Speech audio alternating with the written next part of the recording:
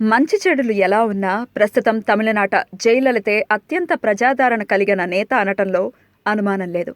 అందుకే 32 తర్వాత వరుసగా రెండోసారి ముఖ్యమంత్రి పీఠాన్ని అధిరోహించే అవకాశాన్ని తమిళ తంబీలు ఆమెకే కల్పించారు. మరోపక్క ఆమె మీదున్న కేసులు ఒక్కొక్కటిగా విడిపోతున్నాయి. ఈ ఏడాది మే నెలలో 4వ ముఖ్యమంత్రిగా పదవిని చేపట్టిన జయ అమ్మ క్యాంటీన్, అమ్మ ఉప్పు, అమ్మ మందులు అంటూ తనదైన శైలిలో సంక్షేమానికి దారితీశారు. ఈలోపే అమ్మ ఆసుపత్రి పాలయ్యారు. ఇదేదో తాత్కాలికమైన ఆరోగ్య సమస్య అని సరిపెట్టుకున్న తమిళ ప్రజలు నెలలు గడిచినా కూడా జయ ఆసుపత్రికే పరిమితం కావడం చూసి విపరీతమైన ఉద్వేగానికి లోనయ్యారు. ఎలాగోలా తిరిగి జయ ఆరోగ్యం కుదుట పడాలని కోరుకుంటూ యజ్ఞ యాగాలు నిర్వహించారు.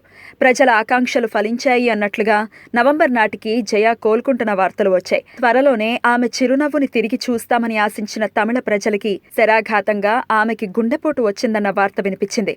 ఒక పక్క జయా ప్రత్యర్థి కరుణానిధి వయసు మీరిపోవటంతో జయా తప్ప అన్యమెరగని తమిళ ప్రజలకు ఆమెక లేదన్న వార్త నిజంగా పిడుగుపాటే.